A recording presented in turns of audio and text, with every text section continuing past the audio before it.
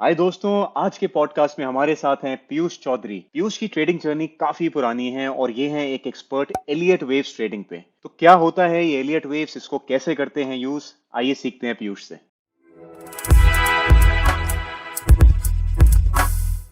हाय पीयूष, स्वागतम, a very warm welcome to trading की बात। Thank you, Arjun. The pleasure is all mine. It's so good to have you on the show Piyush. Piyush भाई, life और trading में ड्रॉडाउन्स तो आते ही आते हैं, और जो Definitely. बंदा इन ड्रॉडाउन्स को पार कर लेता है, डिस्पाइट ऑल ऑड्स एंड तक गिव अप नहीं करता, वही असली बाजीगर कहलाता है। Absolutely. Absolutely. तो पीयूष भाई, you been in the markets for a very long time, आपको एक डिकेड से ज्यादा हो गया है। Right. नाउ लुकिंग बैक, आपको ये जर्नी कितनी डिफिकल्ट, कितनी आसान लगती है, कैसा लगता है अब देख के योर एंटायर स्ट्रगल? So, जब जर्नी हम स्टार्ट कर रहे होते हैं हमें नहीं पता कि कितनी लंबी होने वाली होती है. So, when I started the journey in 2003 sometime. Basically 20 साल होने वाले हैं. Sometime वाह। by the end of this year, I'll complete 20 years. जब मैं जर्नी स्टार्ट कर रहा था स्टॉक मार्केट्स में, तो मेरा जो इंटरेस्ट था वो बस ये था कि मार्केट्स में जो इतने प्राइसेस मूव करते हैं और इतने हम टेक्निकल एनालिसिस को अप्लाई करते हैं, तो इससे कहीं ना कहीं there is a way to find the puzzle, to find to the way to solve this puzzle कि मार्केट कहाँ पर मूव कर सकती है. आई स्टिल रिमेंबर, मैं आपको एक एपिसोड बताना चाहता हूँ. हमारा एमबीए चल रहा था और मैंने दिल्ली से एमबीए किया है और पूरे एमबीए में मेरा कोई इंटरेस्ट नहीं था. थ्रू आउट एमबीए में लेक्चर्स होते थे वेरियस सब्जेक्ट्स पर. मेरा कोई ज़्यादा इंटरेस्ट नहीं था. चाहे मैं, आप मानोगे नहीं, चाहे मैं टॉपर था बैच का, लेकिन मेरा इंटरेस्ट नहीं था एमबीए में. जब बिल्कुल हम लास्ट सेमेस्टर में पहुँचे तो हमारा एक उसमें गेस्ट लेक्चर था. और गेस्ट लेक्चर किस चीज़ का था? टेक्निकल एनालिसिस पर. तो टेक्निकल एनालिसिस का जो गेस्ट लेक्चर था वो 6 आवर्स का था. देर वर 3 hours, 2 sessions of 3 hours each. तो जो उन्होंने जो सिखाया हमें क्लासिकल पैटर्न्स और इवन जो मार्टिन प्रिंग के कॉन्सेप्ट्स थे उस टाइम पर, जो टेक्निकल एनालिसिस एक्सप्लेन्ड की जो बुक में जो मेंशन था, मार्केट प्रिंग मोमेंटम की जो बुक में मेंशन था, और कितने सीजनैलिटी साइकिल्स थे, तो वो बहुत कुछ कवर हुआ वो 6 आवर्स में. तो उसके बाद मुझे लगा कि मुझे जो अपनी ज़िंदगी में कुछ करना है ना, ये टेक्निकल एनालिसिस से रिलेटेड ही कुछ करना है. मैंने दिल्ली में कई जॉब्स करी आफ्टर एमबीए. म्यूचुअल फंड्स में, मोस्टली म्यूचुअल फंड्स में, और दूसरा स्टॉक मार्केट्स में कुछ ज़्यादा उस समय जॉब्स होती नहीं थी क्योंकि it was going through a rough patch after 9/11 UTI scam, क्या क्या हो चुका था उस टाइम पर. तो जो भी हमारा चल रहा था, इवेंचुअली 2003 में जब मैं बॉम्बे आया और मैंने जॉब स्टार्ट करी, मेरा बस एक ही माइंड में मेरा ऑब्जेक्टिव रहता था कि मुझे ना इस चीज़ को सॉल्व करना है. ये चीज़ जो है ना मुझे अट्रैक्ट करती है बहुत. तो मुझे जब जॉब मिली वो थी एक बेसिक डीलर की जॉब थी. अ, लोग फ़ोन पर कॉल करते थे, ऑर्डर करते थे कि इतना सेल बाय कर दो, इतना लीवर सेल कर दो, इतना रिलायंस बाय कर लो. तो वो एक बेसिक जो स्टॉक मार्केट के जो कंप्यूटर पर जो बैठकर ट्रेड पंच करते हैं, मेरा बस वो जॉब होता था. तो दैट जॉब स्टार्टेड. और वो जब आप देख रहे होते हो प्राइसेस अपने सामने मूव करते हुए, तो रियलाइज़ करते हो that somewhere things are much bigger than what you are probably seeing और कॉम्प्रिहेंडिंग. आपको जो चीज़ दिख रही है, जो चीज़ समझ में आ रही है, ये उससे बहुत बड़ा गेम है. ट्रेडिंग मैंने जैसे ही थोड़ा सा भी सैलरी मेरी बचनी स्टार्ट हुई, मैंने स्टार्ट कर दी थी. चाहे मैंने अर्न नहीं किया, ऑलमोस्ट 7-8 ईयर्स तक मैंने नेट ऑन नेट कुछ अर्न नहीं किया होगा, लेकिन हम्म। ट्रेड बहुत ज़्यादा करता था. ट्रेड करता ही रहता था. मतलब मैंने बहुत ज़्यादा लॉसेस भी, मतलब कंट्रोल लॉसेस भी थे, लेकिन कुछ जो सैलरी में से सेव करता था. सबसे पहले मेरा काम होता था कि मैं उससे कुछ बुक्स ऑर्डर करूं. उस समय इंडिया में Amazon.in नहीं था. उस समय क्रॉसवर्ड पर जाकर 5-7 बुक्स होती थी बस, उससे ज़्यादा कुछ बुक्स नहीं मिलती थी. जो फाउंटेन है जहाँ पर xerox copies of second rate books मिलती हैं, तो वहाँ से कुछ कुछ एक दो बुक्स मिल जाती थी, बट 99% ऑफ द बुक्स जो मैंने खरीदी हैं स्टॉक मार्केट से वो amazon.com यूएस से खरीदी हैं। मैं उस समय थोड़े से पैसे बचाकर वहाँ से ऑर्डर करता था। वो बुक आती थी 2 ढाई महीने के बाद, फिर मैं उसको पूरा रीड करता था, हम्म। अप्लाई करता था, फिर भी नेट ऑन नेट लॉस ही कर जाता था, बिकॉज ऑब्वियसली टेक्निकल कॉन्सेप्ट एक चीज़ है, एप्लीकेशन ऑफ कॉन्सेप्ट दूसरी चीज़ है, रिस्क मैनेजमेंट का कोई आइडिया नहीं राइट। था, लेवरेज का कोई आइडिया नहीं था, पोजीशन साइजिंग का कोई आइडिया नहीं था। सारी मिस्टेक्स जो थी, जो साइकोलॉजी से लेकर रिस्क मैनेजमेंट तक, सारी mistakes which you right in a book मैंने सब कर दी है। तो मैंने वो सारी सही है। करने के बाद मुझे समझ में आया कि मार्केट में अर्न कैसे किया जाता है। So it was a very very long journey. और उस ड्यूरेशन में मेरा जो इंटरेस्ट था वो हमेशा पैटर्न्स की तरफ था। क्लासिकल पैटर्न से मैंने स्टार्ट किया, और इवेंचुअली मुझे समझ में आया कि क्लासिकल पैटर्न्स को जब हम स्ट्रॉन्ग मेजरमेंट्स के साथ अच्छे तरीके से करते हैं, हर मेजरमेंट, हर पैटर्न का एक क्लियर मेजरमेंट होता है ऑन अ रिलेटिव बेसिस, जो एलियट वेव से सीखा मैंने।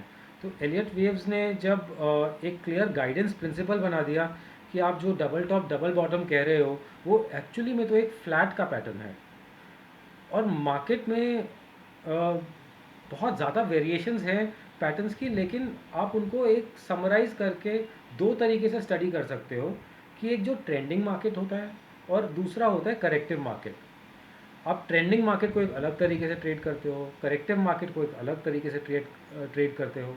अब ये स्टडी जो है, जो एक ऑलमोस्ट 100 साल पुरानी स्टडी है, ऑलमोस्ट 90 ईयर्स ओल्ड, वो चीज़ जब मुझे समझ में आई, ये चीज़ कि इसका इतना क्लियर साइंस है पैटर्न्स का, और हम अभी तक जो स्टडी कर रहे थे, हम अभी तक जो इंडिकेटर्स को जो मैं स्टडी कर रहा था, चाहे मैं RSI, MACD और उन सब पर, उन सब को अप्लाई कर रहा था क्लासिकल पैटर्न्स पर, वो ठीक ठाक हो रहा था। लेकिन जब मुझे गाइडेंस प्रिंसिपल मिल गया हम्म। एलियट वेव्स का, तो मुझे समझ में आया कि इस चीज़ को बहुत तरीके से किया जा सकता है।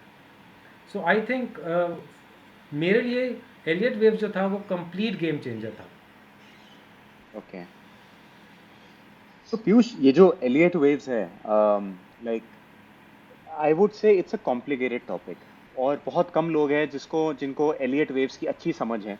Right. who know the intricacies की एलियट वेव्स में क्या है, कैसे ट्रेड करना होता है, what are the principles. Correct. Now usually हम लोगों ने सोशल मीडिया पे स्क्रीनशॉट्स ही देखे हैं चार्ट्स के, करेक्ट। जहाँ पे लोगों ने एरोस बना रखे होते हैं और बड़े बड़े टारगेट्स दिए होते हैं निफ्टी में, चाहे वो 12,000 हो चाहे 25,000 का टारगेट हो। राइट।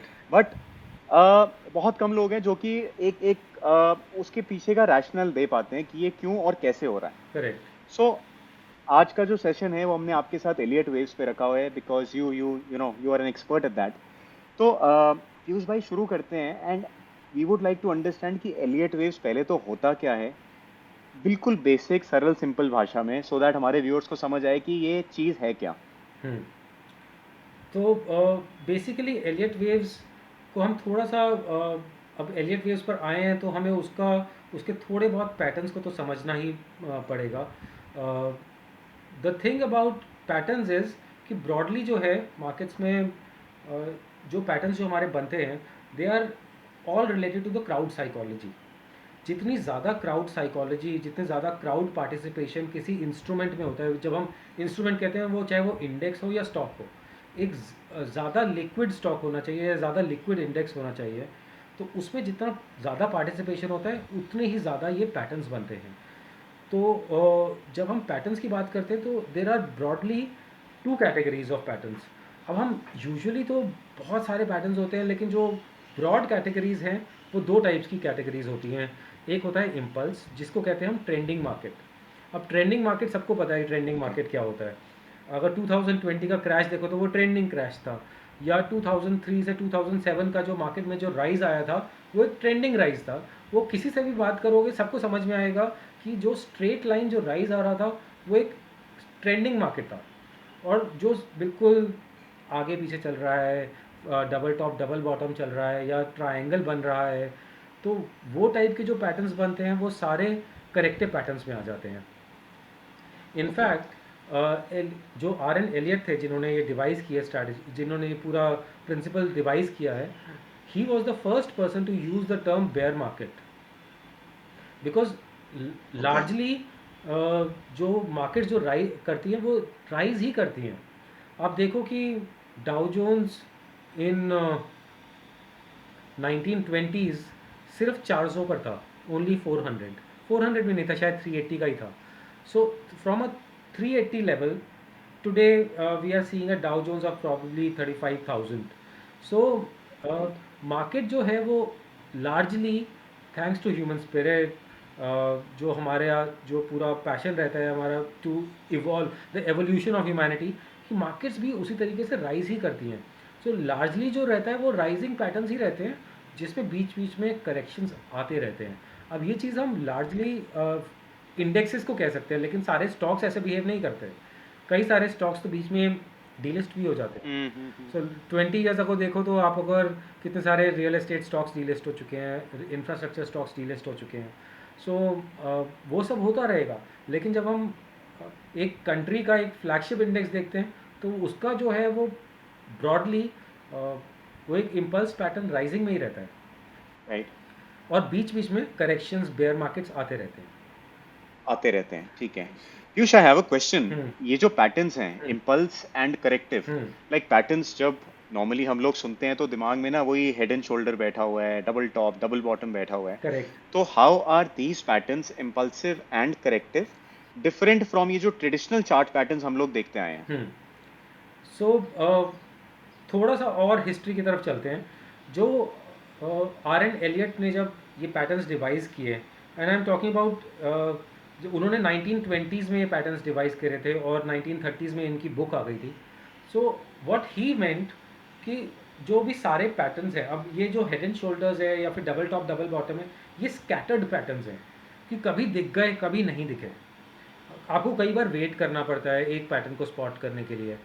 लेकिन एलियट वेव एक ऐसी चीज़ है कि उसमें उसमें सारे यूनिवर्स के जो पैटर्न्स हैं वो एक साथ हैं, कि इसके बाहर कोई पैटर्न नहीं है। What okay. R N Elliott meant was कि एक पैटर्न के बाद जो दूसरा पैटर्न आ रहा है, उस दूसरे के बाद एक तीसरा आता है, तीसरे के बाद चौथा आता है, वो सारे रिलेटेड पैटर्न्स हैं। और आप वो चाहे हिस्टोरिकली, जितना ज़्यादा उसको हिस्टोरिकली स्टडी करोगे उतना ही ज़्यादा आप उसको फ्यूचर में प्रोजेक्ट कर पाओगे पैटर्न फॉर्मेशंस को। So okay. एलियट ने ये किया कि सारे पैटर्न्स एक के बाद एक बन रहे हैं। There is no pattern which is outside the scope of Elliott wave. तो हेड एंड शोल्डर्स है या डबल टॉप डबल बॉटम है, ये स्कैटर्ड पैटर्न्स हैं जो क्लासिकल पैटर्न्स हैं। लेकिन एलियट वेव है पूरा एक अम्ब्रेला है जिसके अंदर ये सारे पैटर्न्स आ जाते हैं, with additional okay. Part of geometrical proportional proportionate measurement. तो जब वो प्रोपोर्शनल मेजरमेंट भी क्लियर हो जाती है और पैटर्न्स भी सारे आ जाते हैं, तो ये स्टडी तो कॉम्प्लिकेटेड हो ही जाएगी। जहाँ आप बेसिक सिर्फ राइट। प्लस माइनस कर रहे थे, अभी आपको बॉड मास भी करना है, और फिर वो बॉड मास का एप्लीकेशन आपको रैशनल नंबर्स पर, कॉम्प्लेक्स नंबर्स पर करना है, तो फिर वो स्टडी तो कॉम्प्लिकेटेड होती ही रहेगी। वो बेसिक मैथ भी ऐसा ही था हमारा, और लाइफ में जब हम पैटर्न स्टडी पर करने आ जाते हैं तो वो भी ऐसा ही है। जितना ज़्यादा उसको डीप में जाएंगे हम तो कॉम्प्लेक्सिटी तो आएगी, but is that complexity worth the effort? That complexity is definitely worth the effort, because उससे आपका जो understanding of human psychology, understanding of the markets बहुत ज़्यादा डीप हो जाती है। ट्रू। पीयूष, तो ये इम्पल्सिव और करेक्टिव पैटर्न्स हैं, we got a basic idea कि ये हैं क्या। हम्म। नाउ ये चार्ट्स पे दिखते कैसे हैं, इनकी शक्ल सूरत कैसी होती है, ये आपसे जानना चाहेंगे। Yes, that's a very important part. तो एक थोड़ा सा एग्जांपल लेकर देख लेते हैं। ये इम्पल्स का एग्जांपल है। इम्पल्स 5 वेव्स में डिवाइड होता है, 1 2 3 4 एंड 5। जब हम इम्पल्स को स्टडी करते हैं तो बेसिकली उसमें कई सारे फैक्टर्स आते हैं जो कि हम स्टडी करेंगे। अभी आपको लगेगा कि हम सिर्फ एक पैटर्न को स्टडी करेंगे और उसमें हमारा बहुत ज़्यादा टाइम निकल जाएगा, but even studying one pattern can change your life, अगर आप इस पैटर्न को भी सही तरीके से समझ लें तो। जो पहले एक राइज आता है मार्केट में, वो वेव वन के तरीके से आता है कि एक स्ट्रॉन्ग इम्पल्सिव राइज आया, लेकिन फिर आपने ये चीज़ खुद भी ऑब्जर्व करी होगी, शायद उस चीज़ को कभी आपने एडअप करके सोचा नहीं होगा, लेकिन वो इवेंचुअली दिखेगी आपको भी ऐसे ही कि एक राइज आया मार्केट में, फिर एक पुल बैक आया, लेकिन वो पुल बैक जब आया वेव टू वाला, उसने वेव वन के लो को ब्रेक नहीं किया, एक हायर लो बना दिया, और वहाँ से फिर एक फॉलो थ्रू वाला एक राइज आया, वेव थ्री का राइज। फिर मार्केट ने थोड़ा सा फिर साइडवेज गया, कुछ हुआ, ट्राइंगल बन गया, कुछ हुआ, एंड थोड़ी सी और सप्लाईज आ गई, एंड देन एक वेव फाइव आया मार्केट में। सो अगर आप लार्जली देखें, वो चाहे वो 2003 से 2007 का मार्केट था या 2020 से 2021 का राइज था, तो आपको ये इम्पल्स पैटर्न्स बहुत क्लियरली दिख जाएंगे इवन निफ्टी के चार्ट पर। जो ओके। राइज जो आ रहा होता है, या फिर आप डाउ जोन्स के चार्ट्स देखें बहुत पुराने, चाहे वो 1982 से जब 2000 तक वो राइज किया, ऑलमोस्ट 10x राइज कर गया, तो आपको वो इम्पल्स पैटर्न में ही राइज होता हुआ दिखेगा। या 1999 से 2000 तक जब आईटी स्टॉक्स में एक रैली आ रही थी, आप जो भी ट्रेंडिंग मार्केट को उठाकर देखेंगे, किसी का भी चार्ट ओपन करके देखेंगे, तो आपको इम्पल्स के बिल्कुल क्लियर उसमें पैटर्न दिखाई देने लग जाएगा। My suggestion to the beginners would be कि आप उसको कैंडल स्टिक्स या किसी और फॉर्म में ना देखें, पहले उसको लाइन चार्ट में देखें। लाइन चार्ट में देखेंगे तो आपको वो सिंपल लाइन फॉर्मेशन जो है वो समझ में आएगी। तो अगर आपको लाइन इजियर चार्ट टू में स्पॉट। पैटर्न दिखाई देगा, तो आपका स्पॉट करने की एबिलिटी इंक्रीज हो जाएगी। राइट।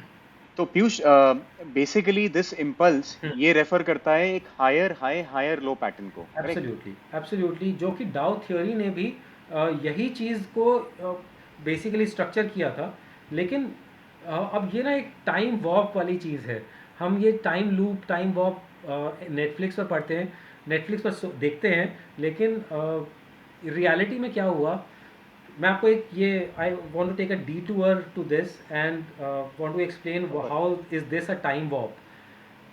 1980s में एक पैटर्न्स पर एक बुक आई थी, ज्योमेट्री ऑफ पैटर्न्स। वो एक David some, I am forgetting the name, I will come back with the name may be.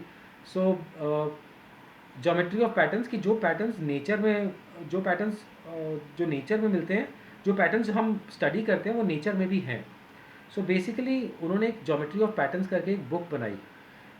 लेकिन जो वो उस समय पैटर्न्स को proper you can say recognition मिल रहा था, 1980s की ही बात है, बहुत ज़्यादा पुरानी बात भी नहीं है पैटर्न्स की। लेकिन उससे पहले 1950s में एडवर्ड्स एंड मैगी ने क्लासिकल पैटर्न्स को लेकर एक पूरी बुक लिखी थी, जो कि स्टॉक मार्केट्स में हमें टू डायमेंशनल पैटर्न्स मिलते हैं। और उससे पहले 1930s में एलियट ने बुक लिखी थी, एलियट वेव प्रिंसिपल की, जिन्होंने सारे यूनिवर्स के पैटर्न्स डाल दिए हैं जो टू डायमेंशनल हमें स्टॉक प्राइस चार्ट्स में मिलते हैं।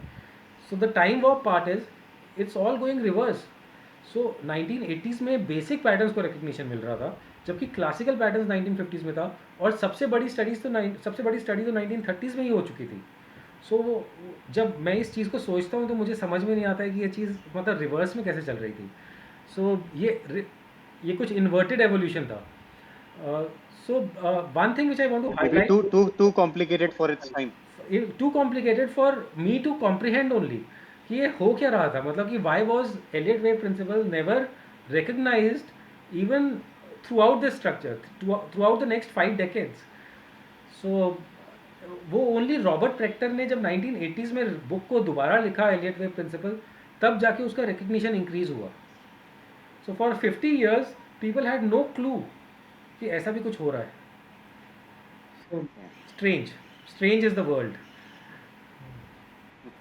सो I want to highlight one Piyush, yeah yeah sorry, I was just saying कि यू नो यू क्लैरिफाइड कि higher high higher low type का ही एक पैटर्न है correct, impulse, basically it resembles that. Right, now just seeing this, यहाँ पे wave दिख रहा है मुझे, and the study is also Elliott waves. Right, so it's comprised of these waves, इन वेव्स, छोटी छोटी वेव्स से बन के ये पूरी स्टडी बनती है। Absolutely, absolutely. जब हम आपने थोड़ी देर पहले एक बहुत अच्छी चीज़ मेंशन करी थी कि हमें ट्विटर पर या सोशल मीडिया पर ओवरऑल बड़े बड़े स्क्रीनशॉट्स दिखते हैं जहाँ पर बड़े बड़े एरोज बनाए होते हैं 25,000 और 12,000 और ये सब कुछ। सो और वो चीज़ बहुत ज़्यादा सक्सेसफुल होती है या नहीं होती है, हमारे माइंड में आता है कि लोग क्या एरोज बना देते हैं।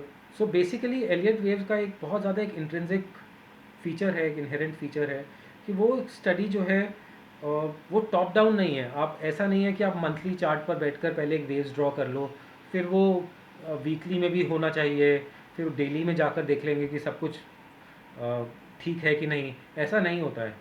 आपको पहले डेली चार्ट में देखना होता है कि सारे वेव्स ठीक हैं, तो उसके बाद उसको ऐड करके अगर वेव वन इम्पल्स थी डेली चार्ट में, तो उसके बाद आप उसको कहोगे कि ठीक है this is the possible wave one. फिर आप वेव वेट करते हो डेली चार्ट में फॉर्म करने का कि अगर वेव टू एक करेक्टिव वेव बनी, लेकिन उसने वेव टू ने वेव वन के लो को ब्रेक नहीं किया, तो आप कहोगे कि okay this is a possible wave one and a possible wave two forming and there is a possibility of a wave three.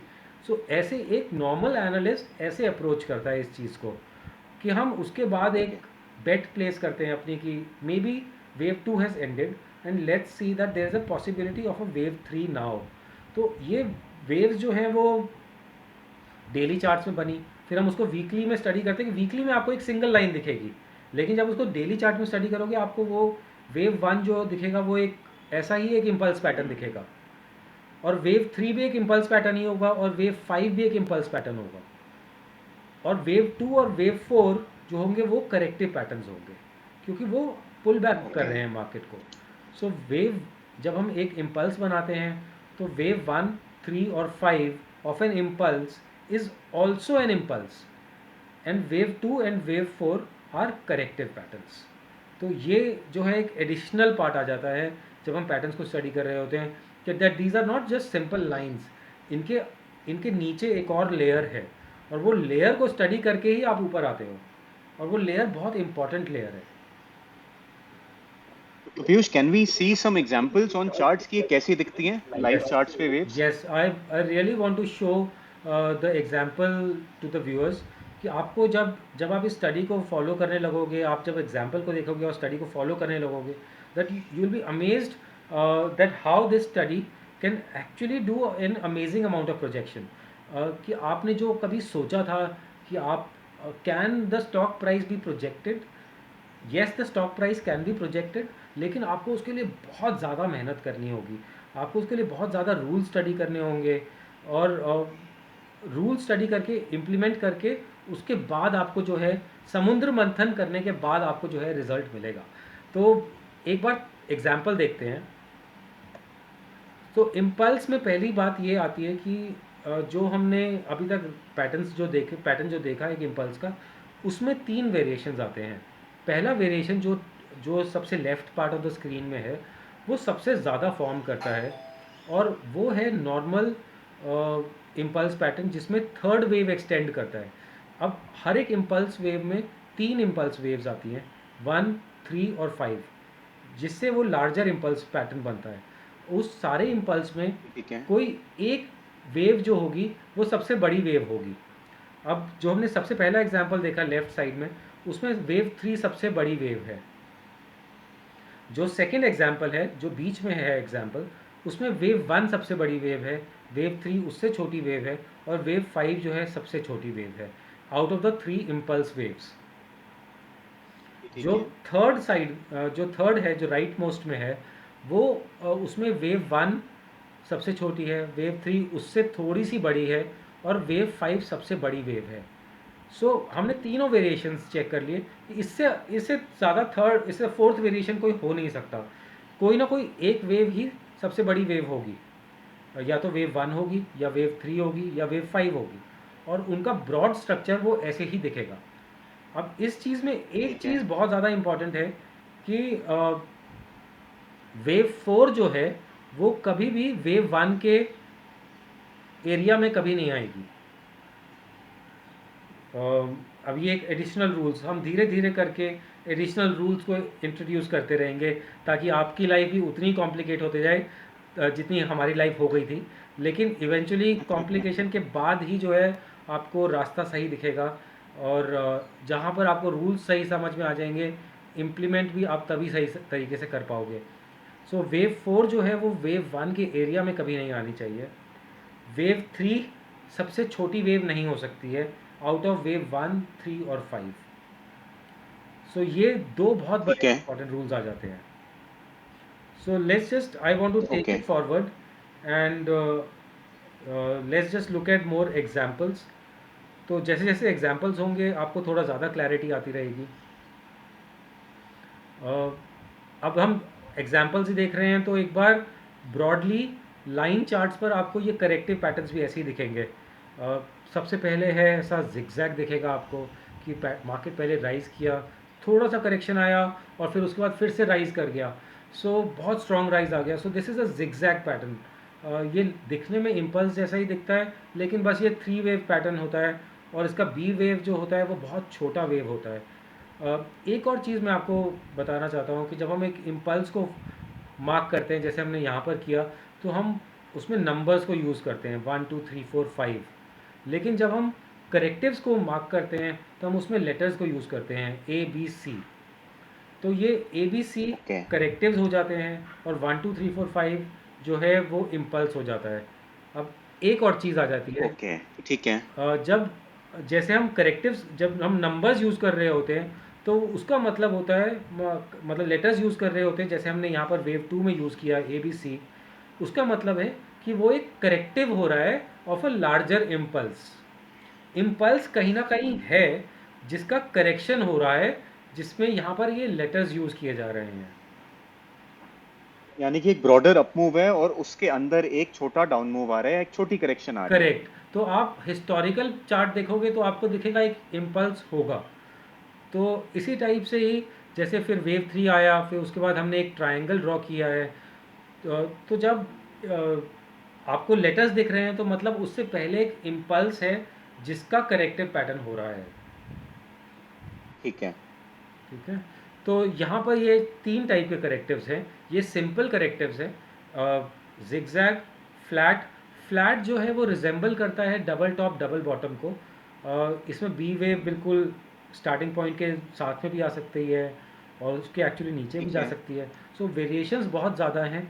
Even zigzag में भी सी वेव के वेरिएशंस मिल जाएंगे, इसमें बी और सी के भी वेरिएशंस आ जाते हैं। सो करेक्टिव्स में बहुत ज़्यादा वेरिएशंस होते हैं। These are the broader patterns, लेकिन करेक्टिव के बहुत ज़्यादा वेरिएशंस होते हैं। और ओके। ट्रायंगल तो आपने ब्रॉडली देखा ही हुआ है, क्लासिकल पैटर्न्स में भी यही ट्रायंगल है और हमारा एलियट वेव्स में भी यही टाइप का ही ट्रायंगल है। बट ट्रायंगल में और भी ज़्यादा वेरिएशंस आ जाते हैं, इरेगुलर, हॉरिजॉन्टल, रनिंग। तो there are many variations, but basically हर टाइप के पैटर्न को एक अलग नाम दिया गया है, एक अलग ज्योमेट्रिकल प्रोपोर्शन दिया गया है। Largely these are similar to flat जो है वो डबल टॉप डबल बॉटम, एक डिफाइंड जोन हो गया सपोर्ट रेजिस्टेंस का। करेक्ट। एंड जो ट्राइंगल है वो जो हम ट्राइंगल के ब्रेकआउट का वेट करते हैं उस टाइप Correct. का एक पैटर्न है। Absolutely, absolutely. So triangles and double top, double bottoms are very easy to identify. So simple pattern से पहले स्टार्ट करना चाहिए। फिर आपको जब आपको उसमें सक्सेस दिख रही होती है, you get more inspired, you get more motivated to read it further, to inquire further. तो आप और उसको डेप्थ में स्टडी कर सकते हो। तो जैसे impulse is easy to identify, तो सबसे पहले जो स्टडी होनी चाहिए वो इम्पल्स की होनी चाहिए और उसके बाद आपको फ्लैट की, ट्रायंगल की स्टडी करनी चाहिए और फिर आपको जिगजैग और फिर कॉम्प्लेक्स करेक्टिव्स पर आना चाहिए। तो धीरे धीरे करके स्टेप बाय स्टेप जो है आपको अपनी पैटर्न्स की स्टडी को कॉम्प्लेक्सिटीज़ पर लेकर जाना चाहिए। Right. I want to take our viewers through an application of a concept कि हम इसको जब रियल लाइफ चार्ट्स पर स्टडी कर रहे होते हैं तो इसको कैसे स्टडी करते हैं और क्या इसको, और जब हम इम्प्लीमेंट कर रहे होते हैं तो हमें उसमें क्या बेनिफिट भी कुछ मिल सकता है, क्या हम कुछ ट्रेड भी कर सकते हैं इवेंचुअली, और या फिर ये सिर्फ एक एनालिसिस की स्टडी है। और फिर हम बेसिकली इसका एंड यूज़ क्या है कि हम इसको स्टडी को यूज़ करके क्या प्राप्त कर सकते हैं। So let's just go through that. I want to take you through an example of Bajaj finance. In this example of Bajaj finance, ये थोड़ा सा पुराना एग्जांपल है, लेकिन ये आपको अभी की करंट मार्केट्स में भी ऐसे ही एग्जांपल दिखते रहेंगे। कि पहले जो है बजाज फाइनेंस ने, आपने बिल्कुल जो अभी टेक्स्ट बुक 5 वे पैटर्न जो देखा था अभी स्लाइड्स में, वो आपको रियल लाइफ में दिख रहा है। द ओनली डिफरेंस इज कि ये कैंडल्स पर है, और हम जो है इस चीज़ को 1 2 3 4 5 यूजिंग द लाइंस इसको ड्रॉ कर रहे हैं। तो जब आप इसको लाइन चार्ट पर देखोगे आपको क्लियर दिख जाएगा कि ये क्लियर इम्पल्स पैटर्न ही है। लेकिन हमें क्यों इस चीज़ में पहले आप विजुअल आइडेंटिफिकेशन के लिए ठीक है, लेकिन हमें जब इसको मेजर करना होता है कि कितना वेव टू रिट्रेस किया है, कितना वेव थ्री ने एक्सटेंड किया है, तो हमें एग्जैक्ट हाइज और लोज चाहिए होते हैं। तो उसके लिए हमें कैंडल्स को यूज़ करना पड़ता है। लेकिन जब हम उसको विजुअल आइडेंटिफिकेशन में initial part of the study में यूज़ कर रहे होते हैं, तो आप लाइन चार्ट्स को ही यूज़ करें और उसको पहले get used to it to identify the pattern. तो पहले क्या हुआ कि हमने एक 5 वे पैटर्न यहाँ पर आइडेंटिफाई किया। अब हमने 5 वे पैटर्न उसको आइडेंटिफाई कर लिया, तो अब उसके बाद हम क्या कर सकते हैं। The rule of Elliott wave जैसे हमने स्टडी किया कि पहले एक वेव 1 बना था, फिर उसमें एक वेव 2 का रिट्रेस आया, और फिर एक वेव 3 बना। तो क्या वो चीज़ रियल लाइफ में भी होती है? Let's go through this example. उसके बाद क्या हुआ कि बजाज फाइनेंस ने यहाँ से रिट्रेस किया। अब रिट्रेस जो हुआ इसमें बहुत कम रिट्रेस हुआ, इसमें सिर्फ 38.2% रिट्रेस हुआ। अब यहाँ पर जो है एज यू कैन सी, हम कोई इंडिकेटर्स नहीं यूज़ कर रहे हैं। हमने यहाँ पर एक ऑरेंज ट्रेंड लाइन यूज़ करी, जो हमने वेव 2 और वेव 4 के लोज को कनेक्ट कर दिया था, कि जहाँ पर भी ये ब्रीच कर गया तो मतलब ये इम्पल्स वेव ख़त्म हो गया। आपका जो 1 2 3 4 5 था, वो इम्पल्स वेव ख़त्म हो गया। जहाँ पर ये ऑरेंज 2 4 ट्रेंड लाइन को, इसको हम कहते हैं 2 4 ट्रेंड लाइन, जहाँ पर ये चीज़ ब्रेक कर गई वहाँ पर इम्पल्स वेव ख़त्म हो गया, और उसके बाद रिट्रेसमेंट स्टार्ट हो जाएगा। तो हम ये स्टार्टिंग पॉइंट और वेव 5 का जो टॉप है एंडिंग पॉइंट से एक फिबोनाची रिट्रेसमेंट ड्रॉ करते हैं, कि हमारे पास रिट्रेसमेंट आ जाए ये 38.2, 61.8 और 78.6। आपने ठीक है। देखा होगा कि 50% को भी रिट्रेसमेंट यूज़ किया जाता है ना। 50% कोई एक्चुअल नंबर नहीं है। 50% वो एक ह्यूमन साइकोलॉजी है कि हाफ मार्क पर आ जाए। 50% इज़ नॉट अ आधा मूव, आधा आधा मूव, आधा रिट्रेस हो गया। आधा रिट्रेस हो गया। So it's only a human psychology. Fibonacci का तो जो नंबर जो है वो मेजर प्रोपोर्शनल नंबर है, वो है 0.618, जो कि यहाँ पर हमने यूज़ किया है। और 0.618 का आप स्क्वायर करोगे तो 0.786 आ जाएगा उसका। वही क्यूब करोगे तो बेसिकली ये सारी जो रेशियोज़ हैं वो 0.618 के स्क्वायर, उसके क्यूब रूट, उसके स्क्वायर रूट, बस उससे ही सारे ये रेशियोज़ डिराइव्ड हैं। तो 0.382 भी one of the derivations of 0.618 ही है। सो यहाँ पर जब रिट्रेसमेंट आया तो यहाँ पर जो है आप पहले एंटर कर सकते हैं कि वेव 2 का शायद यहाँ से एंट्री, वेव 2 शायद यहाँ पर ख़त्म हो गई है। और अगर आप इसको, ये एक डेली चार्ट है, आप इसको आवरली चार्ट में जाकर स्टडी करेंगे तो आपको यहाँ पर एक फ्लैट भी दिख सकता है, एक जिगजैग भी मिल सकता है। मोस्ट लाइकली जिगजैग मिल जाएगा आपको अगर आप इसको आर्ली चार्ट में जाकर स्टडी करेंगे तो। जैसे हमने बात करी थी कि आप पहले लोअर टाइम फ्रेम में जाकर फिर एक हायर टाइम फ्रेम में आकर स्टडी कर सकते हैं। तो जब आप लोअर टाइम फ्रेम में जाएंगे आपको यहाँ पर एक करेक्टिव पैटर्न मिल जाएगा, जहाँ से मैंने इसको वेव 2 एक डिस्क्राइब किया हुआ है, डिफाइन किया हुआ है, वो एक लोअर टाइम फ्रेम में जाकर ही किया है। सो यहाँ पर हमें 38.2% रिट्रेसमेंट मिला। अब जो है 38.2% हमें रिट्रेसमेंट मिल गया। अब वेव 3 कितना जा सकता है। सो हमने सेकेंड पार्ट आ गए कि हमने फिबोनाची रिट्रेसमेंट पहले ड्रॉ किया था। अब हम फिबोनाची एक्सटेंशन को यूज़ करेंगे।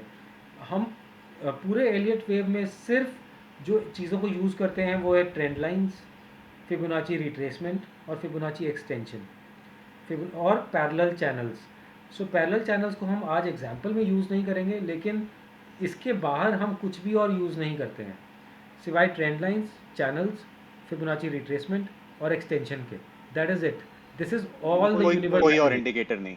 कोई इंडिकेटर नहीं, ना आरएसआई, ना एमएसीडी, ना स्टोकेस्टिक्स, कोई इंडिकेटर की ज़रूरत नहीं है।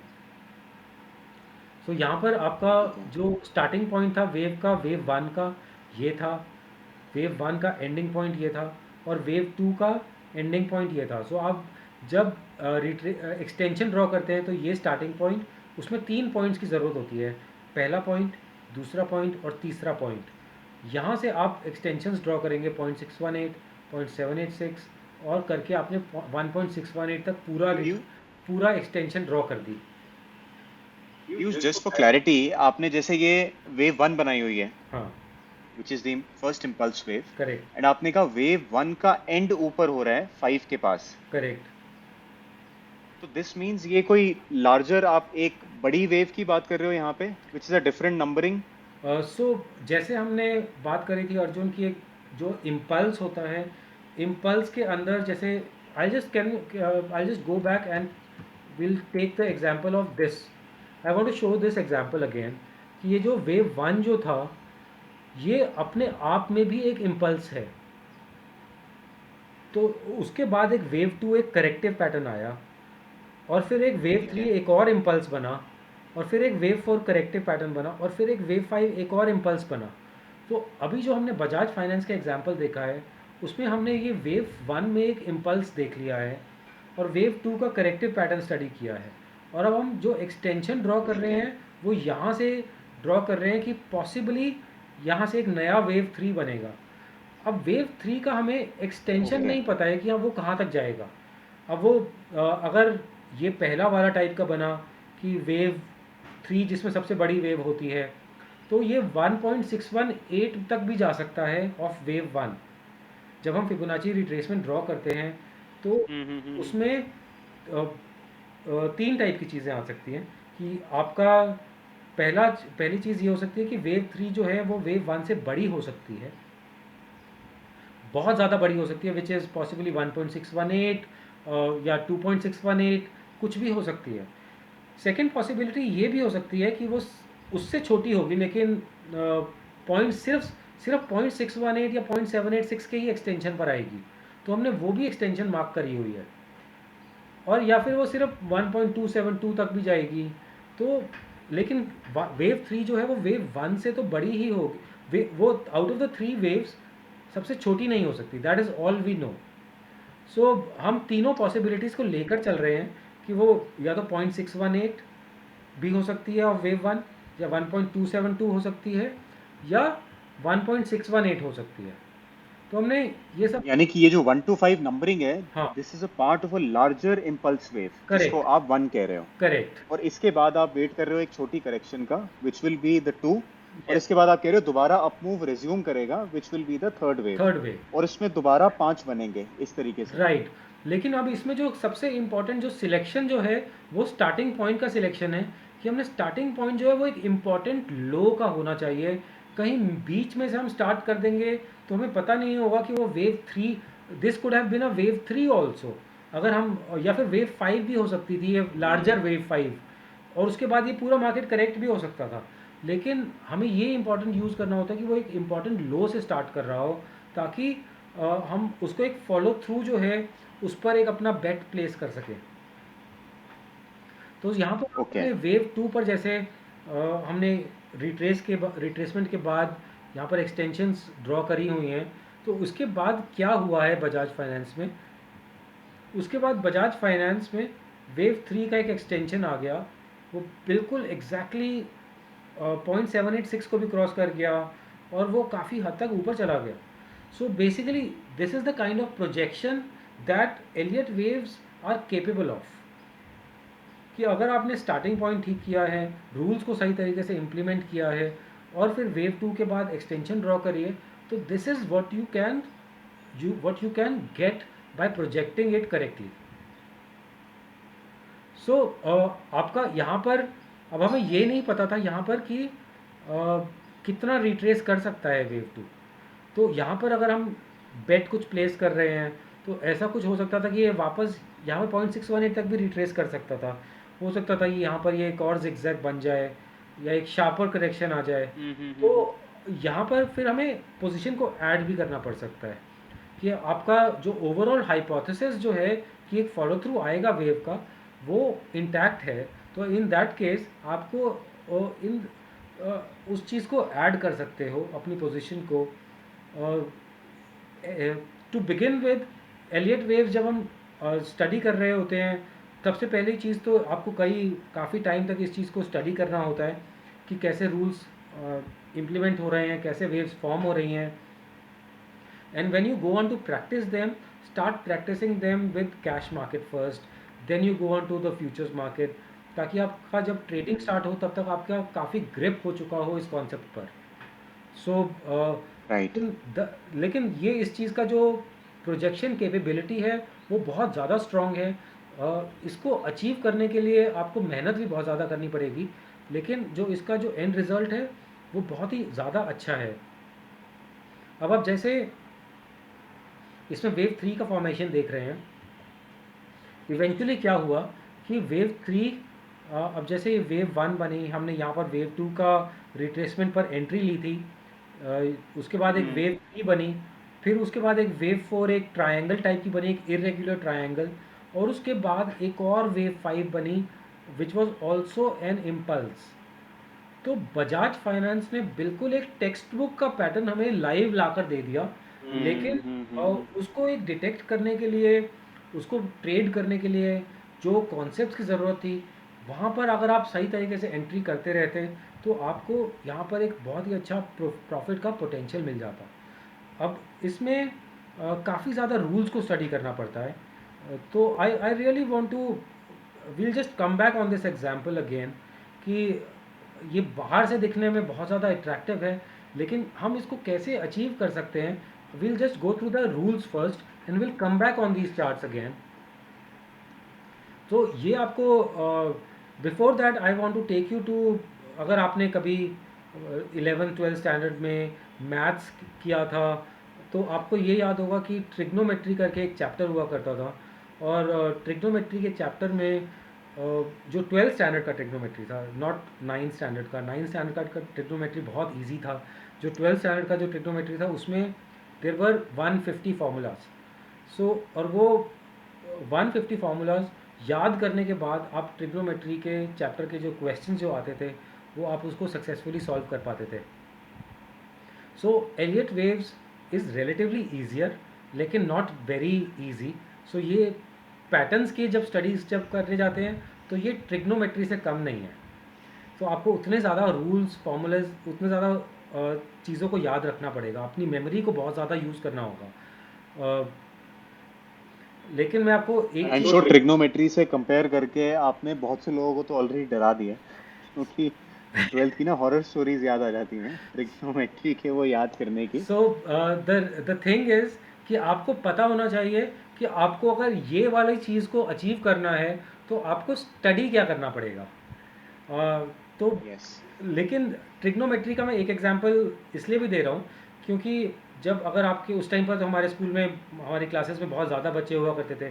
These days the classes have only may be 25-30 children पर क्लास, बट उस समय हमारी क्लास में 50 बच्चे हुआ करते थे, और 50 बच्चों में से शायद 5 को भी ट्रिग्नोमेट्री के वो 150 फार्मूले याद नहीं होते थे। तो शायद 2 या 4 को याद होते थे, और वही लोग 90% स्कोर करते थे, 90-95%, 98%। इसी तरह से जब सोशल मीडिया आ जाता है तो उसमें नंबर ऑफ करेक्ट एलियटिशियंस जो हैं, अगर वो 50 लोग फॉलो कर रहे हैं एलियट, उन सबको सारे रूल्स सबको याद नहीं रहते हैं। सब लोग अपने अपने आधी मेमोरी पर ही काम कर रहे हैं। जो सही तरीके से जो इम्प्लीमेंट कर रहे हैं, जिनको सारे रूल्स याद हैं, जो सारे प्रॉपर तरीके से इम्प्लीमेंट कर रहे हैं, वो टॉप 10% ब्रैकेट ही होगा। उससे ज़्यादा ब्रैकेट मिलेगा ही नहीं आपको, वो चाहे वो स्कूल में ट्रिग्नोमेट्री का था या रियल लाइफ में एलियटिशियंस का है। जो टॉप टियर ब्रैकेट है वही उस रूल्स को इम्प्लीमेंट ठीक से कर रहा है, इसीलिए वो लोग इम्प्लीमेंट करके उस चीज़ को प्रॉपरली अपने प्रॉफिट पोटेंशियल के लिए यूज़ कर पा रहे हैं। वरना arrows nothing great comes easy. वरना तो एरोस तो कोई भी ड्रॉ कर सकता है। So I want to take you through these rules again. through these rules properly now. Basically, the first rule is that when we are making the impulse wave, when we are identifying an impulse, कि वो impulse है या नहीं है, इसके लिए 5 rules है. पहला रूल है कि वेव 2 जो है वो मिनिमम रिट्रेसमेंट 23.6% होना चाहिए. टेक्स्ट बुक जो है, जो आर एन एलियट ने जो बोला था, वो उन्होंने कहा था कि सिर्फ 1% भी हो जाएगा तो भी चलेगा. लेकिन मेरे हिसाब से, जो मेरे रूल, जो मैंने अपने प्रैक्टिस करके जो देखा है पिछले ऑलमोस्ट 15 साल में, जो मुझे समझ में आया कि मिनिमम रिट्रेसमेंट 23.6% होना चाहिए. और अच्छा रिट्रेसमेंट जो होता है वो 38.2, 61.8 या 78.6 भी बहुत ही अच्छा रिट्रेसमेंट है. तो फिबोनाची नंबर्स. Fibonacci numbers. तो आपको यहाँ पर ये वेव 1 का रिट्रेसमेंट चेक करना है. जैसे हमने यहाँ पर चेक किया था, इस बजाज फाइनेंस के एग्जांपल में हमने रिट्रेसमेंट ड्रॉ किया था कि कितना वेव 2 का ठीक है. रिट्रेसमेंट हो रहा है. तो मिनिमम 23.6% होना चाहिए था. हमने यहाँ पर 38.2 तक वेट कर लिया था, 38.2 हो गया था. ठीक है. So we come back to this. Maximum wave 2 retracement can be 99%. Wave 2 cannot be bigger than wave 1. अब wave 2 अगर wave 1 से bigger हो जाएगी तो फिर वो impulse तो होगी नहीं. उसमें rising, उसका खत्म हो rising जाएगा. character right. ही खत्म, rising character ही खत्म हो गया. Correct. Higher high, higher low वाला pattern break हो गया. So a 38.2 to 61.8% retracement is considered as a reasonable one, and a 61.8 to 78.6% retracement leaves all doubts out that the larger wave is also an impulse under formation. So 38.2 तो bare minimum होना चाहिए, 23.6 actually bare minimum होना चाहिए, और 38.2 से आप entry वगैरह start कर सकते हैं अपनी. और you can increase your entries in the 61.8 to 78.6% zone, क्योंकि उसके बाद आपको पता है कि अब जो है फॉलो थ्रू बहुत ही अच्छा आने वाला है. आपको आपका जो प्रॉफिट पोटेंशियल बहुत ज़्यादा अच्छा आ जा सकता है. Right. So the third rule is very important. Wave 3 is not the shortest. Wave 3 is not the shortest out of the 3 impulse waves, wave 1, wave 3 and wave 5. तो इन तीनों में जो हमने यहाँ पर एग्जाम्पल में स्टडी किया था, इन 3 एग्जाम्पल्स में wave 3 cannot be the shortest. अब इसमें वेव 3 लॉन्गेस्ट थी, इसमें वेव 1 लॉन्गेस्ट है, इसमें वेव 5 लॉन्गेस्ट है, लेकिन वेव 3 शॉर्टेस्ट किसी में भी नहीं है. इसमें वेव 1 शॉर्टेस्ट है, इसमें वेव 5 शॉर्टेस्ट है, और इसमें भी वेव 1 शॉर्टेस्ट है. तो या तो वेव 1 शॉर्टेस्ट होगी राइट. या वेव 5 शॉर्टेस्ट होगी, लेकिन वेव 3 शॉर्टेस्ट कभी नहीं हो सकती है. तो इस चीज़ को आप दिमाग ठीक है. में डाल.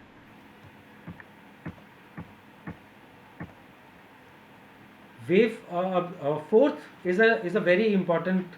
Again, all these are important rules. ये rules हैं, इनको guidelines ना समझ के चलें. ये rules हैं, आप इन rules को break नहीं कर सकते हो. तो अगर ये rule में अगर कुछ भी break हो रहा है तो मतलब वो impulse नहीं है. सीधी सी बात, वो कुछ भी और हो सकता है लेकिन impulse नहीं है. Rule नहीं break करना है आप. So fourth rule is, in a trending impulse, अगर market trend कर रही है तो wave 4 वेव 2 के जोन को इंटरसेक्ट नहीं कर सकती है. तो वेव 4 जो है वो बेसिकली वेव 1 की पीक के अगर नीचे जाएगी तो फिर वो वेव 2 के जोन में आ जाएगी. तो वेव 4 जो है ठीक है. वो वेव 1 के जो जहाँ पर टर्मिनेट हुआ था उसके ऊपर ही टर्मिनेट हो जाए, उसके नीचे ना आए. So that is an important aspect of a trending impulse, कि वो हायर हाई हायर लो को मेंटेन कर रहा है. यानी कि resistance becomes support. Resistance becomes support. Polarity, simple concept of technical analysis defined in a trending impulse way. So वो उस polarity को break ना करे, उसके ऊपर ही terminate हो जाए. और इनफैक्ट polarity से मुझे याद है कि जो MNC का जो है आपको इंडेक्स, या आपको FMCG का इंडेक्स मिलेगा, आपको बहुत सारे अच्छे स्टॉक्स मिलेंगे जैसे नेस्ले या इवन पिडिलाइट, जिन्होंने अपनी प्रीवियस पोलैरिटी को भी कभी ब्रेक नहीं किया है नीचे की तरफ. They have been only been rising. तो आपको उनमें जो है इम्पल्सिव कैरेक्टरिस्टिक्स इतने स्ट्रांगली दिखेंगे, आप कहीं पर भी टाइम फ्रेम से देखें उसको, you will get amazed by how this concept that you are only discovering today, उसका जो एप्लीकेशन जो हो रहा है वो मार्केट्स में सालों सालों से हो रहा है, और वो एग्जैक्टली इन्हीं रूल्स के हिसाब से हो रहा है. So it's the most beautiful and an amazing way of understanding the markets कि वेव 4 जो है वो वेव 2 के जोन को ब्रेक पर नहीं आएगी, हम्म। नहीं करेगी। और यहाँ तक जो है वेव जो फोर रूल्स हैं वो हिस्टोरिकल बुक्स में मेंशन्ड हैं। जो फिफ्थ रूल जो है, जो वो मेरा वो अपना डिवाइस है, अपना डिवाइस्ड रूल है out of my own experience. और this is how we are able to segregate a zigzag from an impulse. कि आप उसको जब अप्लाई करने जाओगे, आप अगर इस फिफ्थ रूल को भी अप्लाई करोगे तो ये फिफ्थ रूल को रूल ही समझना, गाइडलाइन मत समझना। अगर ये फिफ्थ रूल को भी अप्लाई करोगे तो आपका जो है एक्यूरेसी रेट्स और प्रोजेक्शन रेट्स बहुत ज़्यादा इंक्रीज हो जाएंगे, क्योंकि आपको डिफ्रेंशिएशन बिटवीन इम्पल्स और जिगजैग क्लियर समझ में आ हम्म। जाएगा। तो जो 0-2 जो ट्रेंड राइट। लाइन होती है वो कभी वेव 3 को ब्रेक नहीं करनी चाहिए। अ, अब इसको जो है मैं आपको एक एग्जांपल में दिखा देता हूँ इधर। जब हमने यहाँ पर बजाज फाइनेंस का जब हम एग्जांपल ले रहे थे, चाहे आप यहाँ पर एग्जांपल लें फर्स्ट, कि हमने ये ज़ीरो पॉइंट ये था बिगनिंग पॉइंट, वेव 2 ठीक यहाँ है। पर टर्मिनेट किया और हमने एक वेव जो ट्रेंड लाइन ड्रॉ करी वो वेव 3 को कहीं से टच नहीं कर रही थी। और उसके बाद एक वेव 4 बनी। तो जो वेव 3 का कुछ भी पार्ट 0-2 ट्रेंड लाइन को टच नहीं होना चाहिए फॉर अ शार्पर इम्पल्स। अगर वो स्ट्रॉन्गर इम्पल्स बन रही है तो वो वेव 4 को जो है वेव 3 को टच नहीं होनी चाहिए। अब इसी टाइप से मैंने यहाँ पर स्टार्टिंग पॉइंट और इस एंडिंग पॉइंट को भी ज्वाइन किया है। और एक्चुअली मैंने अगर इसको जूम करके आप देखें अपने चार्ट्स पर तो आपको दिखाई देगा कि ये भी कहीं से टच नहीं हो रहा है। मैंने जूम्ड इमेज नहीं डाली है इसमें, इस although it looks like it is touching, but मैं जूम करके चेक करता हूँ इस चीज़ को कि टच नहीं होना चाहिए, और वो टच नहीं हो रहा है। सो अगर आप यहाँ पर देखें तो 0-2 ट्रेंड लाइन वेव 3 को टच नहीं करेगी। So that is an important part of the wave 3 rule, कि जो वेव 3 को है, वेव 3 जो है वो 0-2 ट्रेंड लाइन को टच नहीं होनी चाहिए। So then you know that it's a clear trending impulse that is forming. तो अगर आप इसको इम्प्लीमेंट करें तो उस टाइप से आपको इम्पल्स वेव की आइडेंटिफिकेशन क्लियर हो जाएगी। अभी मार्केट में जो करंट फॉर्मेशंस हैं उनमें भी ये बन रहे हैं कुछ charts. I want to take you through, I just take you through my current trading view, और उसमें हमें कुछ करंट फॉर्मेशंस को चेक कर लेते हैं। सो this is Tata steel, this is Tata steel on weekly charts.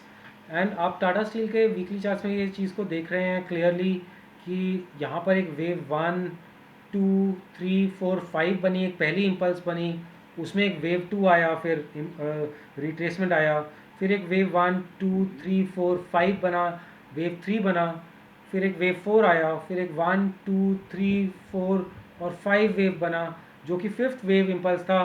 और ऐसे करके एक लार्जर इम्पल्स वेव बना from 2020 lows till 2021 highs, from a low of possibly just ये तो अब एडजस्टेड है, इट वॉज बोनस एडजस्टेड है क्या है ये, 25 bucks फ्रॉम 25 टू हम्म। 155, ये क्लियर इम्पल्स बनता गया। और आपको यहाँ पर क्लियर दिख रहा है कि wave 5 is the longest wave here. तो राइट। आपको एक चीज़ मैं ऐड करना चाहता हूँ व्यूअर्स के लिए, कि आपको जो वेव 5 जो लॉन्गेस्ट वेव जो हमने स्टडी करी है वो आपको कमोडिटीज़ और कमोडिटी चार्ट्स में सबसे ज़्यादा दिखेगी। कि उन सब में वेव 5 जो है यूजुअली जो है लॉन्गेस्ट बनती है। अगर आप इनमें भी देखें तो wave 1 was an impulse, wave 3 is a clear impulse. आप इसको सब डिवाइड करके चेक भी कर सकते हैं कि 1, 2, 3, 4, 5 बन रही है, इधर 1, 2, 3, 4, 5 बन रही है, इधर 1, 2, 3, 4, 5 बन रही है। It's a clear impulse, impulse के अंदर भी एक इम्पल्स है। और अब जो है from 2021 highs it is going through a corrective pattern, और पॉसिबली ये एक वेव ए बन चुका है, वेव बी बन चुका है, एक पॉसिबली वेव सी भी बन सकता है। और जहाँ पर एक हमें लार्जर वेव 2 एक कंप्लीशन मिल जाएगा। और आप अगर यहाँ पर 60, चाहे वो 77 पर एंटर करें या 50 पर एंटर करें या 36 पर एंटर करें, फ्रॉम देयर यू नो कि इवेंचुअली 160 भी क्रॉस करेगा ऊपर में जब एक लार्जर वेव 3 आएगा। So these are the important pointers कि अगर आप एक इसको किस टाइम फ्रेम में स्टडी कर रहे हैं। हमने बजाज फाइनेंस को डेली चार्ट में स्टडी किया, ये वीकली चार्ट में भी इक्वली इम्प्लीमेंटेबल है, और आप इसको आर्ली में भी स्टडी कर सकते हैं। लेकिन आर्ली में स्टडी करने के लिए आपको ज़्यादा रिफ्लेक्सेस की ज़रूरत पड़ेगी, तो आप पहले स्टार्ट करें डेली चार्ट से, डेली वीकली मंथली को उसको ऐड करें, और फिर उसको थोड़े लोअर टाइम फ्रेम्स में स्टडी करें आर्ली में, और आपको सारा इसको सेंस दिखेगा कि how the patterns are entirely forming. तो यहाँ से जो है अभी वो करेक्टिव पैटर्न में है। This is possibly an A, this is possibly a B, we are calling it possibly because until the pattern completes, it's a possible pattern, it's a potential pattern. Until the pattern completes, we don't know what pattern it can form. तो ये ऐसा भी हो सकता है कि wave right. A B C D E बन जाए और एक ट्राइंगल बन जाए, तो हमें नहीं पता है कि ये क्या पैटर्न बनेगा। जब तक पैटर्न कंप्लीट नहीं होगा, आप उसको बस एक पोटेंशियल पॉसिबिलिटी लेकर ही चलते हैं, और एक पोटेंशियल करेक्टिव या पोटेंशियल ए या पोटेंशियल बी, इसी टाइप से ही उसको रेफर किया जा सकता है। Piyush, if it crosses the high of the wave 5, जहाँ वेव 5 टर्मिनेट हो रही है, हाँ, that is when you know कि ये करेक्टिव वेव कंप्लीट हो रही है। सो अब जैसे हमने एक रूल को स्टडी किया था कि वेव 0-2 जो है वो 3 को ब्रेक नहीं कर सकती है, राइट। फिफ्थ रूल था कि right. 0-2 trend line should not touch any part of wave 3। तो अगर हम ठीक है। सपोज मानकर चलें कि यहाँ पर वेव 2 कंप्लीट हो गई थी, कोई सपोज आपने मानकर चल लिया कि यहाँ पर वेव 2 कंप्लीट हो गई थी, और आपने एक ट्रेंड लाइन ड्रॉ कर दी, और वो ट्रेंड लाइन जब ड्रॉ करी आपने, तो अब आपने वेव 3 की बेट प्लेस कर दी अपनी, कि यहाँ से जो है वेव 3 स्टार्ट हो रही है, और मार्केट राइज भी किया यहाँ से ऑलमोस्ट 85 से, stock rose to about 111। Now you are very happy कि आपका 85 वाला स्टॉक 111 तक पहुँच गया है, लेकिन वो रिट्रेस होकर आया और उसने 0-2 ट्रेंड लाइन को ब्रेक कर दिया। तो यहाँ पर जो है आपकी हाइपोथेसिस इनवैलिडेट हो चुकी है कि ये जो ए बी सी बना था वो वेव 2 कंप्लीट नहीं हुआ है, उसमें शायद ये सिर्फ वेव ए ही बना है, और अभी जो बन रहा है वो लार्जर वेव बी ही हो रहा है। तो अभी जो है अब जैसे आपने इंसेप्शन स्टडी किया था, इंसेप्शन मूवी देखी होगी, there was a dream and then there was a dream within the dream. So ये उसी टाइप का Elliott waves is the inception of patterns. आपको पहले एक पैटर्न दिखेगा, फिर पैटर्न के एक अंदर एक पैटर्न है, तो आपको पैटर्न के अंदर पैटर्न और उसके अंदर पैटर्न, आप अंदर ही अंदर जाते जाओगे। सो इंसेप्शन ऑफ पैटर्न्स के बाद जब आप बनाओगे, तो आप then you will become the Christopher Nolan of trading world. So ये आपका जो ए बी सी कंप्लीट हुआ यहाँ पर, ये this was largely an A. ये आपको तब तो शायद आइडेंटिफाई आप नहीं कर पाओगे, क्योंकि मे बी आपको लगेगा कि ये तो जिगजैग शायद बन गया है। हम्म। लेकिन जब यहाँ पर एक ब्रीच होता है, तो वो ब्रीच के बाद आपको समझ में आ जाता है कि ये ब्रीच हो गया है, 0-2 ट्रेंड लाइन को ब्रेक कर दिया है, तो मतलब ये वेव 3 नहीं बन रहा है। अब ये जो 0-2 ट्रेंड लाइन का जो कॉन्सेप्ट है, ये मेरा अपना कॉन्सेप्ट है। वो मेरा उसको मैं प्रैक्टिकल ट्रेडिंग में बहुत ज़्यादा यूज़ कर पाता हूँ, क्योंकि जहाँ पर भी मेरा हाइपोथेसिस इनवैलिडेट हो रहा है, तो मुझे वेट करने की ज़रूरत नहीं है अपने स्टॉप लॉस के ट्रिगर होने की, कि इसके नीचे जाने राइट। की, या यहाँ तक मैं नीचे वेट करूँ, तो मैं यहीं पर ही एग्जिट कर जाऊँगा कि मेरा बिल्कुल। अब जो है मेरा हाइपोथेसिस जो है वो इनवैलिडेट हो चुका है। चाहे मेरा स्टॉप लॉस ट्रिगर नहीं हुआ है, लेकिन मेरा हाइपोथेसिस खराब हो अर्ली चुका है। एग्जिट मिल जाता है आपको। अब मुझे बिल्कुल क्लियर एग्जिट मिल गया, और इसके बाद मैं साइडलाइन में हो जाऊंगा, और मैं वेट करूंगा कि अब क्या पैटर्न बन रहा है। So I might wait for the retracement back to anywhere anywhere in this zone, anywhere in this zone. तो अब मैं इस चीज़ को यहाँ पर कुछ भी वेट करूँगा, और उसके बाद ही न्यू एंट्री लूँगा। Okay, interesting, make sense. This is a very important example where you can see कि आपने इम्पल्स के अंदर भी इम्पल्स रियल लाइफ में देखा है टाटा स्टील पर। Second part is wave fifth extension मिला हमें, और कैसे आप इस रूल को रियल लाइफ में एग्जिट्स पर भी यूज़ कर सकते हो कि 0-2 ट्रेंड लाइन जहाँ पर इनवैलिडेट हो गया, आपने अपना पोजीशन एग्जिट कर दिया। अब वो चाहे आप आर्ली चार्ट्स में करें या डेली चार्ट्स में करें, is the same concept. I want to take you to another example. There's another pattern that is very clear, which is on Tech Mahindra, I think. So Tech Mahindra में भी कुछ इसी type का ही pattern बना. Wave 1 was very small, and after the wave 2 formed, it made a clear wave 3 was a clear impulse with wave 1, 2, 3, 4 and 5. तो हो सकता था कि आप वेव 1 को जो है, ये चाहे वीकली चार्ट है, तो आपको डेली चार्ट में इसका एक इम्पल्स पैटर्न बिल्कुल क्लियर दिख जाएगा, या इवन आर्ली चार्ट्स में क्लियर इम्पल्स दिख जाएगा. And your entry might have been on daily charts और आर्ली चार्ट्स, और उसके बाद जो है आपको वेव 3 का राइड बहुत अच्छा मिल जाता, और wave 4 was a clear corrective of an maybe an irregular flat. तो वेव 4 के बाद एक वेव 5, वेव 1, 2, 3, 4 एंड अ 5. तो आप इम्पल्स के अंदर इम्पल्स यूजुअली आपको दिख जाएंगे, और अगर आपको नहीं दिख रहा है उस टाइम फ्रेम में, तो आपको लोअर टाइम फ्रेम में दिख जाएंगे. ये ओके. वीकली टाइम फ्रेम है, वीकली के नीचे आप डेली टाइम फ्रेम में जाकर चेक कर सकते हैं. लेकिन rules of identification of impulse are same whether it's weekly, daily और आर्ली और एनी अदर टाइम फ्रेम. और और wave Piyush, how 5. Do you read this आप? जो अब इसमें आगे का पैटर्न इवॉल्व हो रहा है, हाँ. जो करेक्शन आई है, राइट. नाउ इसको आप कैसे देखते हो कि ये पैटर्न आगे किस तरीके से बढ़ेगा? तो आप इसको देखोगे कि ये रिकवरी कर रहा है, it's going for an impulse again, या ये करेक्शन में ही रहने वाला है? सो अब जैसे ये ऑलमोस्ट 50% करेक्ट हो गया था, उसके बाद मैंने यहाँ पर एक 0 to ट्रेंड लाइन बनाई, और उसके बाद ये मार्क थोड़ा सा ही राइज किया, और उसके बाद ये साइडवेज हो गया स्टॉक. तो हमारी जो हाइपोथेसिस थी कि यहाँ पर शायद इसका 0 to कंप्लीट हो गया है, कि शायद ये 0 to कंप्लीट हो गया है, वो यहीं पर ही इनवैलिडेट भी हो गई. तो I just take you through my thinking journey completely. कि यहाँ पर जो है हमने आइडेंटिफाई किया कि ये एक रिट्रेसमेंट कंप्लीट हो गया है, और यहाँ पर एक हमने एंट्री ली, और उसका जो हाइपोथेसिस था वो यहीं पर ही इनवैलिडेट हो गया, और उसके बाद ये स्टॉक इन साइडवेज हो गया है. So now we are now what we can see is that even this stock is possibly going through an A and a possible B wave pattern, and it might just come back in a C wave fashion.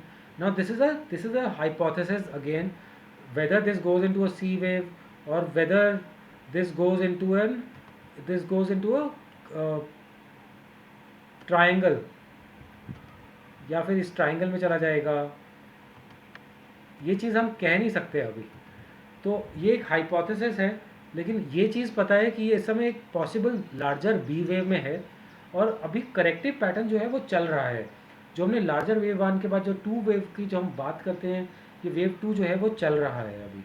लेकिन अगर इन formations को देखें हम, तो ये अगर हम lower time frames में जाकर देखेंगे, तो यहाँ पर वेव 2 की एंट्री, वेव 3 का प्रोजेक्शन, वेव 4 की एंट्री, वेव 5 का प्रोजेक्शन यहाँ पर बहुत क्लियर हो जाता है.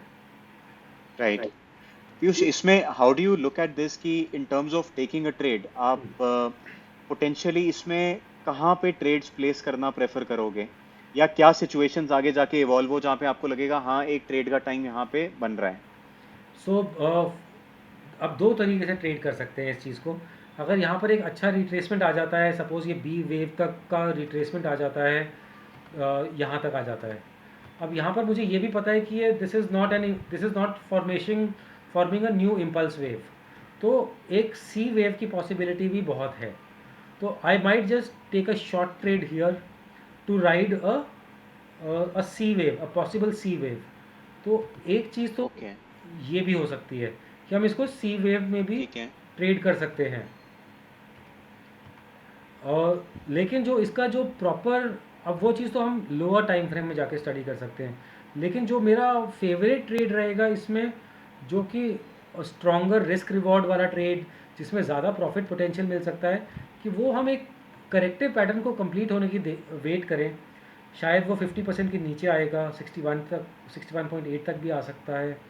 और IT index any which wedge correction में चल रहा है, so there is a possibility कि शायद वो 50% के नीचे ही आ जाए. Even that is a possibility, और यहाँ पर एक एंट्री ली जाए for a larger wave 3 rise. और ओके. वो जो राइज होगा वो एक बहुत ही अच्छा राइज मिल सकता है हमें.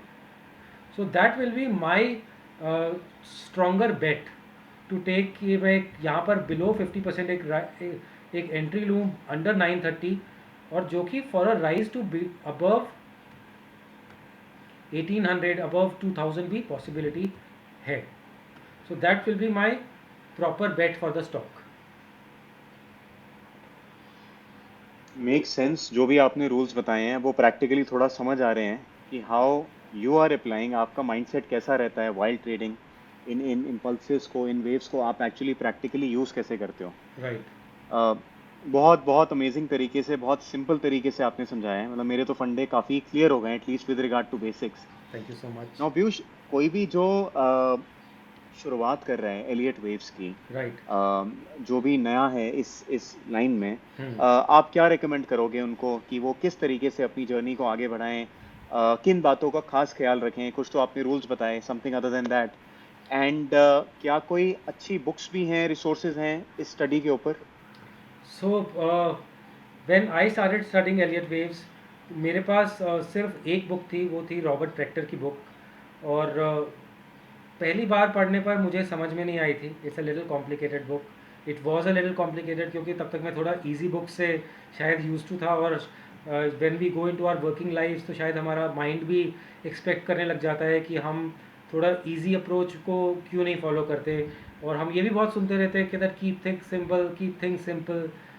सिर्फ सिंपल से ही काम क्यों नहीं हो सकता है. तो जब मैंने उस बुक को 2-3 बार रीड किया, 4 बार रीड किया, तो हर रोज़ सुबह उठकर मैं उस बुक को रीड करता था. उसको कई बार रीड करने के बाद मुझे वो बुक समझ में आई, उसमें रूल्स समझ में आए, और उसको फिर मैंने इम्प्लीमेंट करना स्टार्ट किया. I will recommend the same book to our viewers also. और मैं रिकमेंड करूँगा कि आप भी उसी बुक को, अगर वो पहली बार समझ में ना आए तो आप उसको बार बार रीड करें, लेकिन उससे डरे नहीं और उससे हार नहीं माने. सो रॉबर्ट प्रेक्टर अगर साउथ में कहीं पर होते तो शायद अभी तक उन पर मंदिर बन चुका होता. मैं ही बनवा देता. लेकिन क्योंकि but I literally worship Robert Prechter and R N Elliott. उनकी वजह से मैं बहुत कुछ कर पाया हूँ अपनी ज़िंदगी में. So for me they are as good as gods. So this is the book I will recommend to all the viewers. This is the important book, Elliott wave principle. आप इसको स्टडी करें. पहली बार में ना समझ में आए, इसको सेकेंड बार स्टडी करें, और बार बार स्टडी करें, 3-4 बार. But don't lose your heart. आपको इवेंचुअली जब इनका जो कहना चाहते हैं आपको जब समझ में आएगा, and adding to that whatever rules that I have mentioned in the presentation in our chat with Arjun, so आप उसको इम्प्लीमेंट करें, उसको फॉलो करें और प्रैक्टिस करें. सबसे ज़्यादा ज़रूरी है कि आप अपने चार्ट्स को हर रोज़ स्टडी करें. एलियट वेव एक ऐसी स्टडी है जिसमें जो सिखाई नहीं जा सकती है ज़्यादा, जिसके लिए स्टूडेंट का इंटरेस्ट बहुत ज़्यादा ज़रूरी है. वो उसमें सीखने की अर्ज बहुत ज़्यादा होनी चाहिए. तो एलियट वेव जो स्टडी है वो सीखने वाली ज़्यादा है, सिखाने वाला पार्ट उसमें बहुत कम है. तो आप पहले इस बुक को रीड करें और प्रेजेंटेशन को दोबारा देखें और चार्ट्स को हर रोज़ स्टडी करें. आपको ये जो है सारा एफर्ट बहुत ज़्यादा अच्छे तरीके से, it will reward you immensely. So my suggestion to all the viewers, please go through this book. Piyush, that was an amazing session. आपने बहुत कुछ शेयर किया हमारे साथ. It was a beautiful session on the basics of Elliott wave trading. आपने हमें अपना time दिया, इतना कुछ समझाया, इतना कुछ सिखाया. Thank you very much. Thanks a lot for that. Thank you so much, Arjun, and thank you for being on your platform. Thank you for being here. So the pleasure is all mine. Thank you Piyush. Thank you.